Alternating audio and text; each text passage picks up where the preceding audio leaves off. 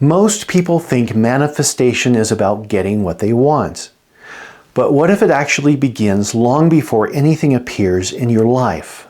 Hi, I'm Eric, and welcome back to another video from Dragonfly Awakening of Colorado. Join us today as we make our first installment in our Creation Manifestation Law of Attraction video series. Today we're talking about where manifestation begins.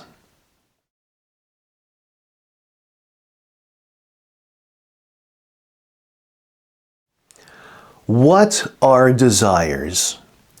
Why do we pursue them? Do we chase them because something feels missing? Is lack the motivating force? Or are they invitations that awaken excitement and passion within us? They're often both. This brings about the popular topics of law of attraction and manifestation. How do we attract what we want in our lives? And what about the compelling things that actually draw us away from our deeper purpose?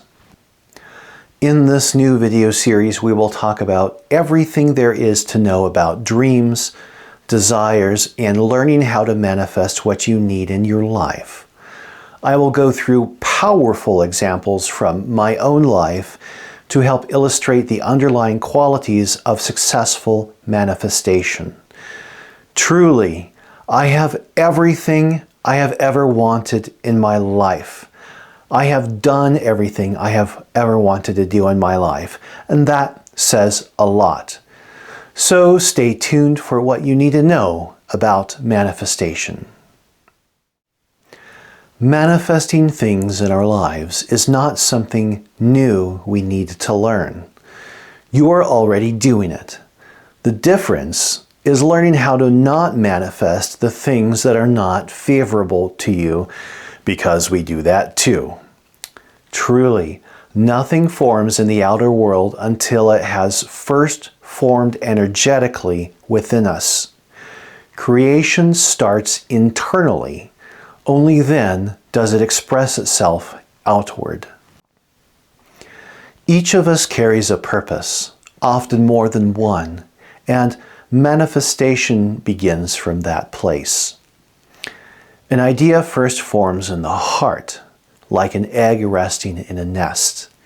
It is tended through curiosity, openness, love, and passion until it reaches the point of emergence. Just as warmth enables a chick to hatch, steady attention and care allow inner vision to take shape. Deep desires need to be rooted in love, the impulse to move toward union with something deeply valued. This movement toward union is the quiet force behind creation. It is important to clarify the kind of love being described here. This is not preference or emotional attachment. It is a deeper, unifying love, a recognition and affirmation of a person or object's existence through what some traditions describe as divine love or unconditional love, the awareness of connection at the level of being. This is the love said to underlie the fabric of the universe itself.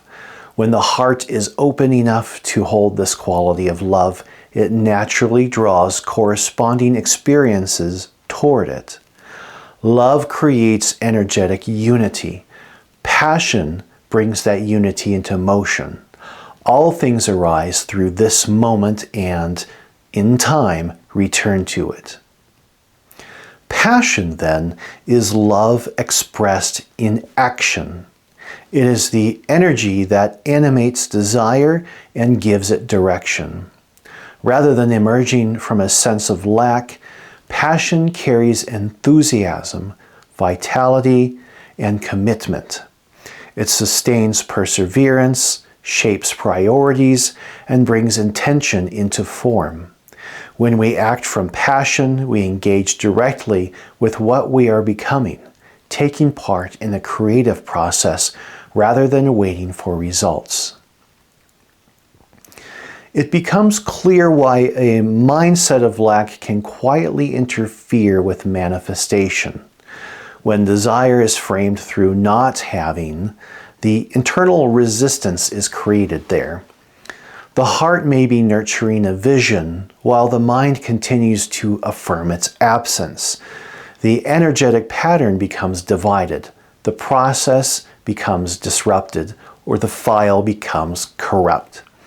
Growth takes time.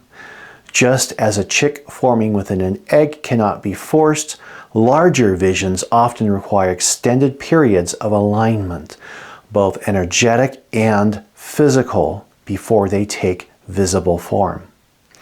If the desire is genuine and sustained, the process is already unfolding at a subtler level. Patience is not delayed, it is participation. Sudden windfalls can make things seem to appear overnight, but the deeper function of manifestation is not accumulation or speed, it's development. We are here to cultivate our capacities, not circumvent them. Creation through intention, effort, and alignment does more than produce results. It shapes who we become. In that sense, manifestation is less about acquiring what we want and more about fulfilling life purpose through learning to bring our full creative capacity into the world. We've all heard the phrase that we are spiritual beings having a human experience. In the context of manifestation, it points to something simple yet fundamental. What we experience begins energetically before it ever becomes physical. Love and desire outline the blueprint. Passion sets it into motion. What eventually appears in the outer world reflects what has already formed at a subtler level. From this perspective, much of life starts to make more sense, including why manifestation is seldom immediate or exact. A friend once shared a metaphor that stayed with me. You might ask for a house and instead receive a hammer. What shows up is often not the finished outcome, but the means to create it. Manifestation calls for participation.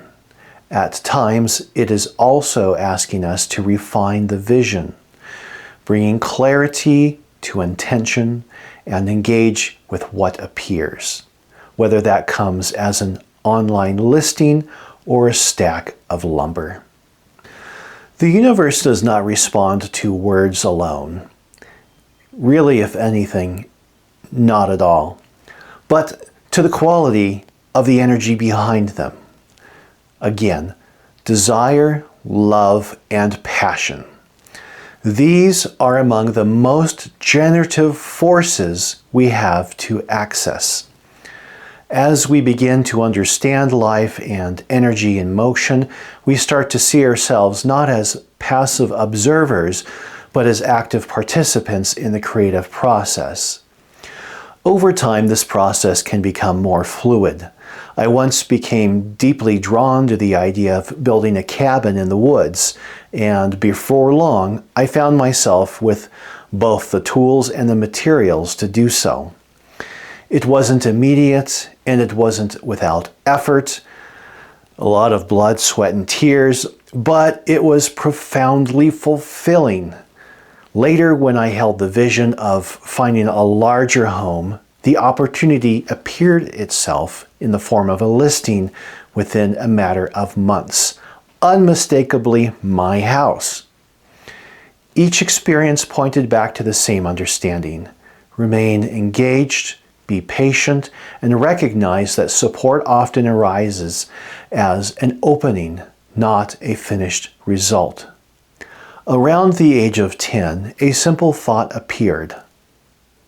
Maybe I should learn to play piano. It didn't quite make sense. We didn't own a piano, my parents had just divorced, and getting a piano was even a remote possibility. Still, the desire was there, unexplained, steady, and alive. After my parents' divorce, my dad stayed for a short time at his mother's house in her guest room. One day, hearing a light twinkling sound from down the hall, I asked my grandmother, "What's that?" "That's my piano," she said. I hadn't even known there was a room back there, let alone a piano. It sat at the far end of a dark, long hallway, a place I avoided because it felt a little eerie. But she led me to it, sat down at the bench, and began to play.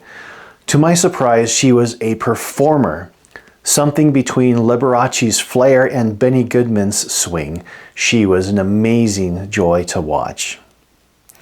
As I began playing piano, or playing with it, I began to notice a natural sensitivity to patterns and repetition in sound. And I learned largely through improvisation.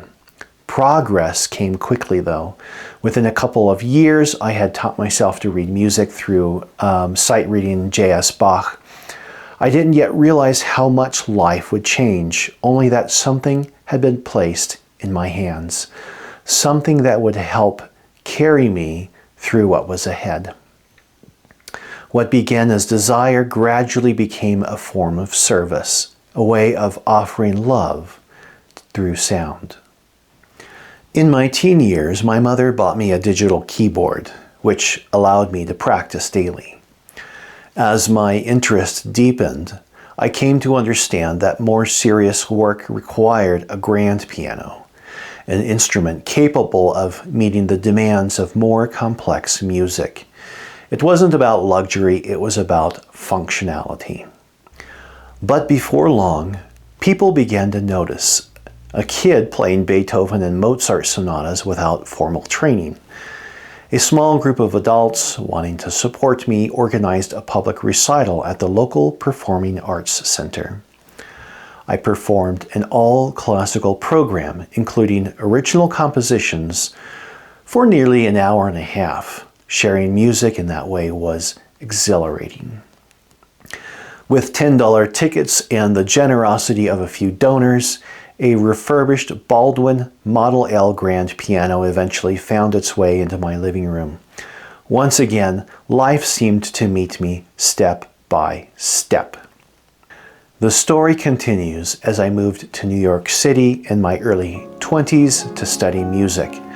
I became an organist in a large church and continued composing music for many years to come.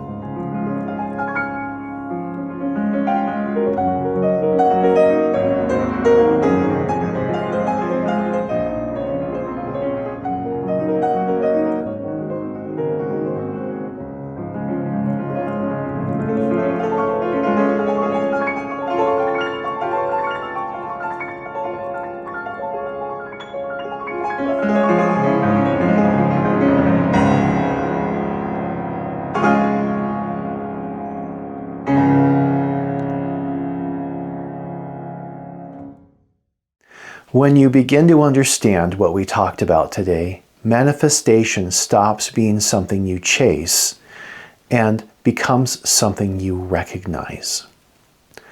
I hope you enjoyed today's video. Join us in the next where we will talk about following what calls you. If something in this video spoke to you today and would like to explore it more directly, I do offer one-on-one sessions. You can find the details in the description. And as always, much light, love, and happiness to you always.